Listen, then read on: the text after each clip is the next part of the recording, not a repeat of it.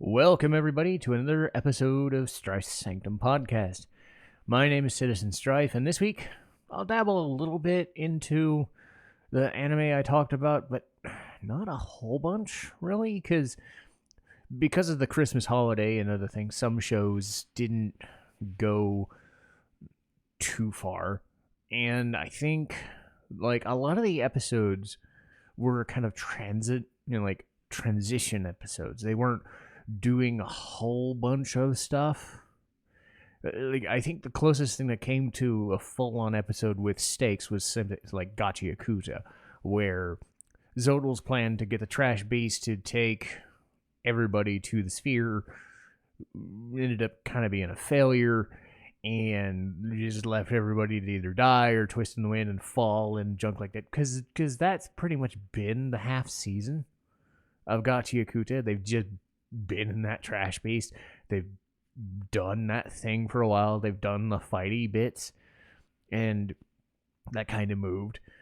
The SpyxFamily, they didn't have the arc anymore, so they spent this most recent episode doing kind of side stuff with Lloyd and a teacher from the bus jacking incident.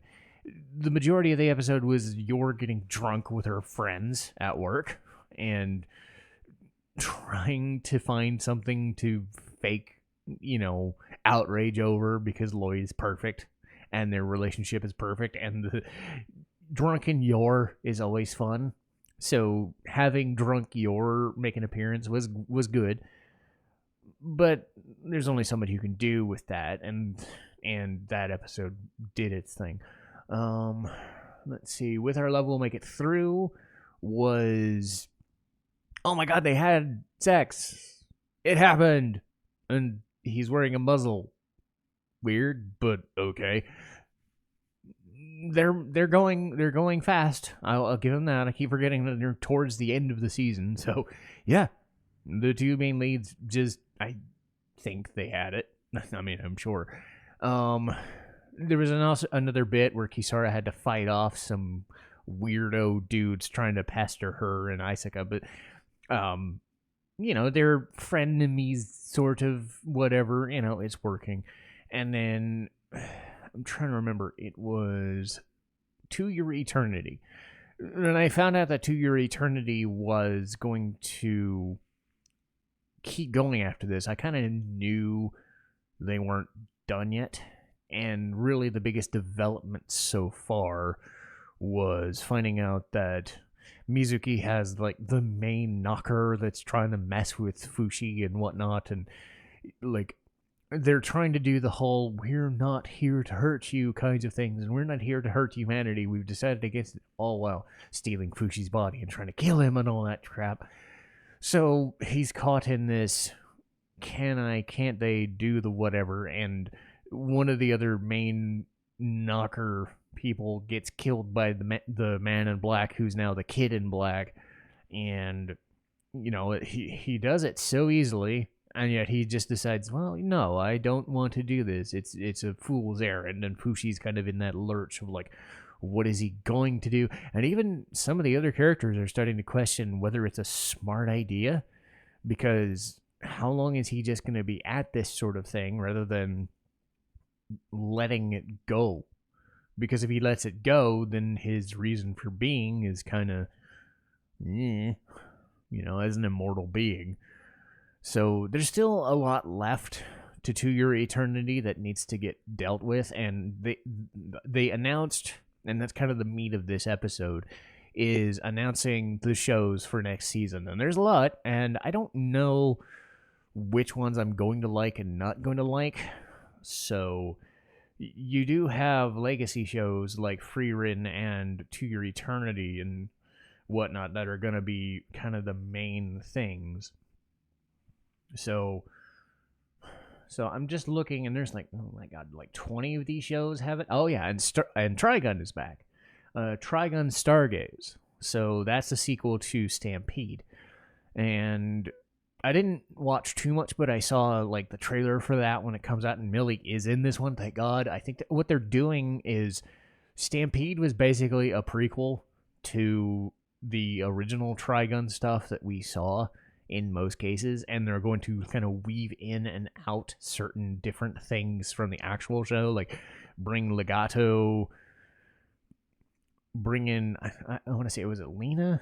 Yeah, Lena, like, finds Vash when he basically destroys, I believe, July, and loses his memory and shit and tries to go off in the middle of nowhere. So that episode's there.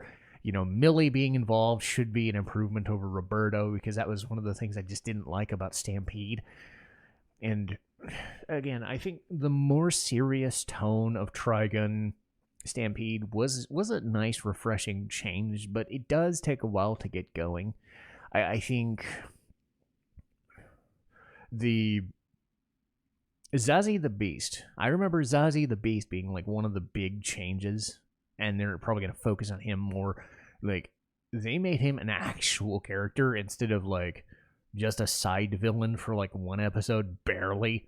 And, you know, I give them credit for that. So I do think there are things with Trigun, Stampede, and now Stargaze that are probably going to be effective. And I don't know, like, this isn't just retreading old ground, but it's kind of like the way the Bebop Netflix show did it, where it was like, you basically folding a template over something you've already done before. You're not remaking it one-to-one. You're changing things, you know, and that can or can't be good in most cases. I'm trying to see, was there anything else other than Freerun and Trigun here? A lot of these are new. Oh, Hell's Paradise. That's interesting. Okay, so Hell's Paradise is in there. So there's like 3 or 4, like, there's as many shows this season that I watched just in sequels alone that I'm probably going to stick with for next season. So that alone excites me, and that's not even considering new stuff.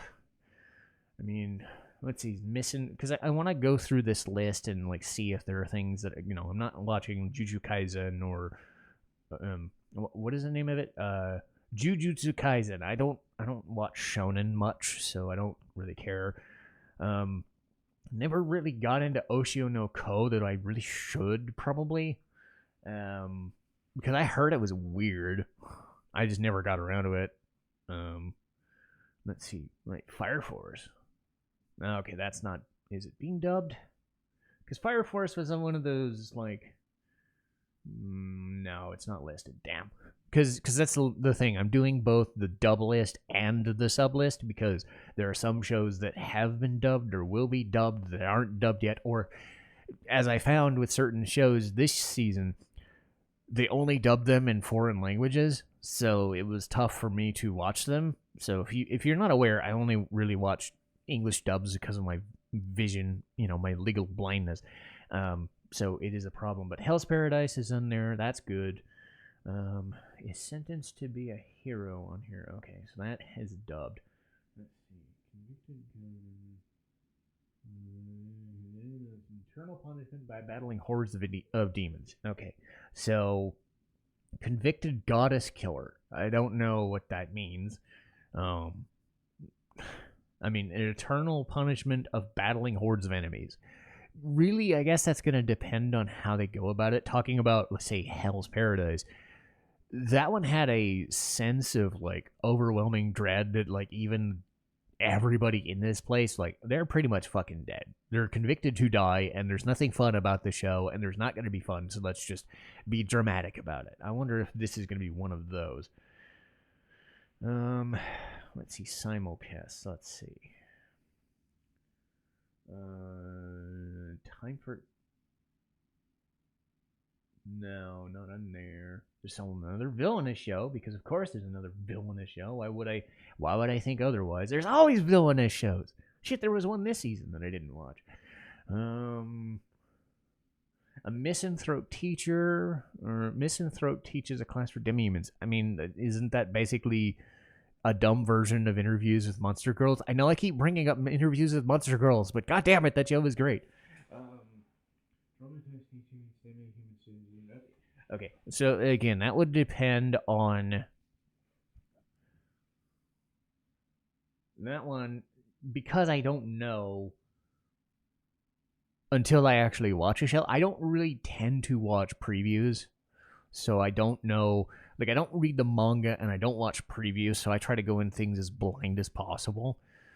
So Misanthrope basically tells me it's going for the interviews with monster girls or demi-humans thing that, with you or love will make it through kind of thing. So demi-humans is cool. It just depends on where the line is, because interviews with monster girls didn't focus on the sensuality and the goofy. The goofy comedy was there, but more in a jokey manner. But the teacher wasn't some weirdo pervert. He kind of kept a distance and actually made a more analytical an analytical perspective of what demi-humans are, and tried to describe like the tropes, and they went about it in a different way. So if they go this route with Misanthrope, it could be good. If it's just I'm a NEET and I'm a teacher and I'm a derp, and if he was like great teacher Onizuka teaching a demi-human class, I would hate it. So that could suck. Let's see here. And Adventurers Daily. No, I don't. Because there are some of these things that. Okay, Adventurers Daily granted age 29. Okay. There have been a lot of those shows that have been doing. I'm not even middle-aged, but I'm approaching middle-aged. Well, fuck you. I'm 10 years older. I feel middle-aged now. And, so, Adventurers Daily granted 20. Okay. They don't go into much detail there. It's saying 29-year-old adventurer saves an abandoned girl from being eaten by a slime. Not a lot to go on there. I gotta, because that's the fear with some shows, and I'll probably go over this as I go over this list, is the unfortunate habit of a lot of shows to not do much with their premise. And this happens a lot with the new, like, Villainess trope and the Banished from the party trope. Like, it'll sometimes work, but by and large, it'll mainly just be I'm doing the bare minimum of a setup. Like, so many isekais. What was it? The Water Magician, like a couple seasons ago, was just like, no, we're not doing anything with this. We're talking about the water. We're doing anything, but the dude is like boring as dirt. So how is this guy being 29? How does that make anything? How does that make a difference? But at the same time, there were shows like I Shaved and Took in a High School Runaway, right? Where it was better than the sum of its parts, because the dude was 29 and took a more like older brother, uncle, and even fatherly approach to this, high school runaway, and then you started seeing more. So you never know. You never know with shows like that. Okay, there's a season 2 that I don't want to get into. Dark Moon, the Blood Altar. Okay, so we go down. Okay.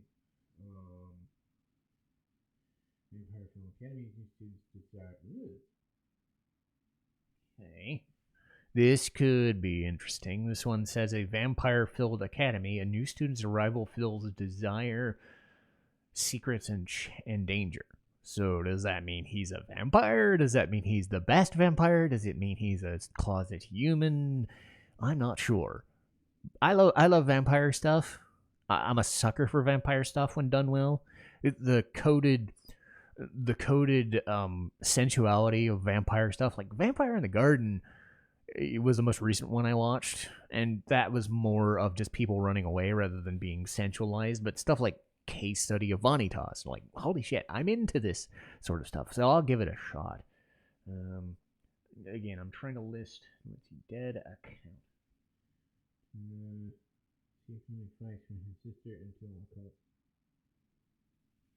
Toxic streamer. That's the whole secretly fights for his sister until occult forces. Like, okay, that's kind of neat, but the toxic streamer bit doesn't excite me. Freerin, obviously, I care about. Freerin is great. Gold Kamui, I need to get into, but it's one of those like longer term things that I haven't gotten into yet. It's kind of I need to get into it. Oh boy, another Fate show. What do I know? Hanakimi? What's that? I've heard Golden Kamuy is really good. Unless you're an early adopter of something, if it's like 4 or 5 seasons in, it's just hard to like justify jumping into things. But I'll probably get into it.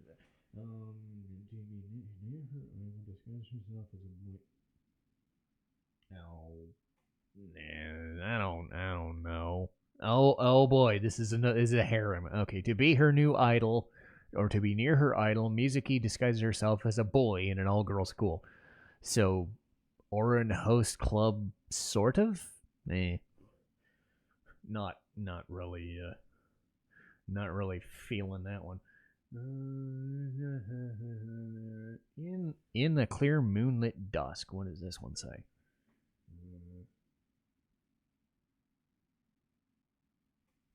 A girl nicknamed Prince meets somebody also called Prince. Okay, so romance show. Nothing really. Until I see it, I'm not really going to know anything about it. Okay.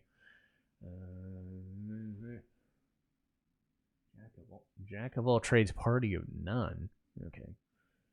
And again, there are lots of other shows that Crunchyroll is going to do, but they're sub only, so I don't watch them.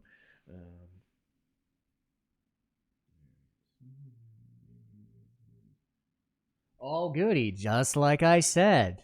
Just like I fucking said. The banished from the party trope. Here we go. A solo adventurer aims to make an ultimate comeback after he's abandoned, but... like, one of the only times I ever liked this trope was the unaware Atelier Meister. And even then, that was like junk food, junk foods level. I wasn't really enthusiastic, so... MF goes from the season, roll over and die. What's this? Okay, roll over and die. That's a term. When betrayal pushes her to the brink, Flum? That's a name. Flum unlocks a deadly power to reclaim her fate. Don't know much about that, so that might be something.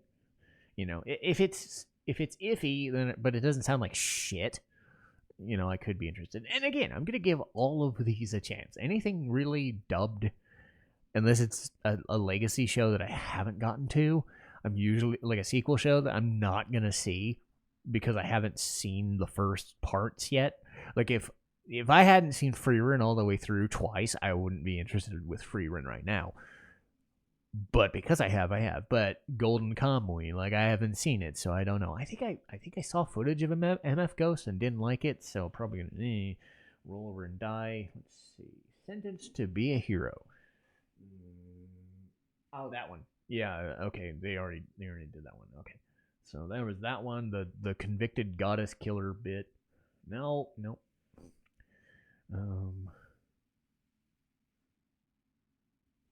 Playing death games to put food on the table? Okay. Trapped in a mansion of death games, Yuki turns her strange profession into survival. Is this gonna be like that? What? Oh God, what was it? A couple years ago, there was this one. It was like a lady was in debt, or she made like, oh God, what was the name of it? I'll remember it as soon as I fucking say it. It's the one with the lady who's like saving up for retirement, and it's like 800,000 yen or something for retirement, or 800,000 gold pieces for retirement, or something like. I'm getting like death game vibes of that. So it's like, I don't know if it's gonna be comedy or not. Let's see. Daily life in Villainess is. Oh boy, a Villainess show. This is great. Boy. Okay. Oh God, I thought this said the devil is a part-timer, but no, it's called the daily life of a part-time torturer. No. No. Either way, no on both accounts. Alright, so this one is the Villainess is adored by the prince of a neighbor kingdom. Woman will have to chart a new path when she's reincarnated into her favorite. Ow. Oh, it's one of those, one of the times I liked those like reincarnated into a book things was how Rayliana was in the Duke's mansion. It was Rayliana. Like there is potential for that, but sometimes it really just comes down to character. I mean, you have been hearing me talk about these in passing for about 10 minutes now, and it's like, yeah, it does come down to stuff, but this really doesn't seem like all that much. Let's see. Trigon, I already know I'm gonna watch that. Tune in the Midnight Heart. What's that? Oh, goody, more streamer stuff. Oh boy. The anonymous streamer Apollo starts one man's journey to find the performer behind the. No. No, that sounds awful. I don't like that. I don't. As a streamer and a content creator myself, watching streamers be streamers on anime excites me about as much as watching sports anime. I'm like, I could just watch sports. I've never been a fan of the streaming stuff unless it's like a side thing where it's like, I'm a streamer and I'm a neat and I'm a whatever, and this is, as a side gig, not as a thing to hang your show around. Let's see. You and I are polar opposites. Okay. So this one, somebody did post a trailer on saying they would like it. I don't know. I didn't see it yet. So let's see. She's outgoing. He's shot. High school love gets awkward when opposites collide, and courage is the real test. Oh, that's a bad sign. Whenever a description is so sure of itself that it's trying to be funny, that's a bad sign. I don't know anything about this show. Maybe it's good, but the fact that it's one of those with that sort of description does not interest me. Let's see. You can't be in a rom com with your childhood. What? Is this gonna be too many losing heroines again? What the hell? Growing up changes everything when a boy notices childhood. What? Uh-oh. Oh, it's a harem. Of course it is. Duh.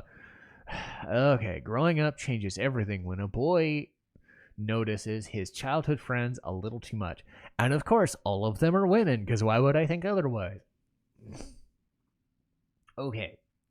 So, yeah. I think this is the first time I've ever tried like running down a list of shows. And again, I might find something in there that could be good. But let's look through this list again and see which things I didn't just dismiss outright. Okay, there wasn't a lot. But outside of Freerin, oh come on, Crunchyroll, I did not press a button. I didn't press a button, and the Crunchyroll took me to another page. So Freerin, Hell's Paradise, and To Your Eternity, and Trigun. So that's 4 shows right off the bat. Okay, so we got 4 shows that I know I'm going to watch and I'm going to keep up with. Misanthrope Teacher teaches a class. Why do I call it Misanthrope Teacher? It's Misanthrope Teaches a class of demi-humans. I got maybe something out of that. Dark Moon, the Blood Altar could be interesting. No.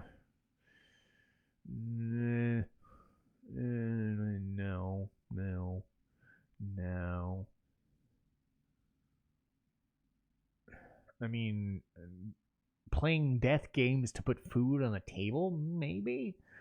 And then everything else was just kind of, we'll see how it goes. That's not exactly a great sign. But to be fair, like the majority of times I do this, I get, 6, 7, 8 shows. So if even like 2 or 3 of them hit, that's a good season of stuff, because this season was a little light on the things that I enjoyed. But, there's always hope. You never want to go into a thing thinking it's terrible. You always want to keep your mind open. even if your inclination is you've seen a thing a million times, you're never quite sure if something's going to be terrible. You might end up being surprised. Now, by and large, if it's very basic and boring, and it turns out to be basic and boring, then you're not out anything. But, it does take the 3 or 4 episode rule to kind of like really know. Because even if I dump a show in 10 or 15 seconds, that's only because I kind of figured I was not going to like it from the get-go. That doesn't happen all that often. It's usually an episode or half an episode. And then I'm like, okay, now I know. But that'll do, because this one was sort of a less of a review and more of a rundown of shows that are coming up that might be good. We'll see. But as far as going further, Kowloon Generic Romance, I've already made that video, so that's next week. We've got Suikoden 1 and 2, Bravely Default re-review. This is taking the place of To Your Eternity because that's not done yet. No Sleep for Kaname Date, Makio and the Promised Flower Blooms, and I'm going to dig back into Final Fantasy and talk about Final Fantasy VI. So that's going to be in mid-March. So I'm going to stay pretty busy with these podcasts for a while. But that'll do for today, and I'm going to get to my East episode for today, and I'll see you guys next time. Citizen Strife, signing off.